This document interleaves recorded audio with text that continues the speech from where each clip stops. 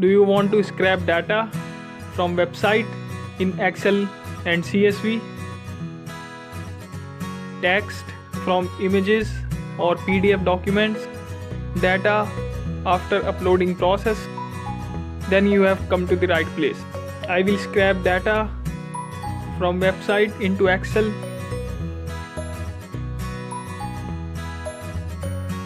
and CSV files, scrapping data from images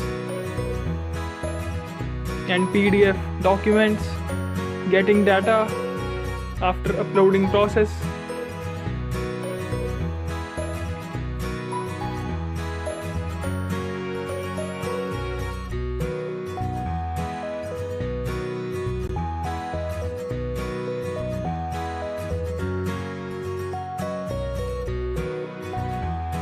And so many things.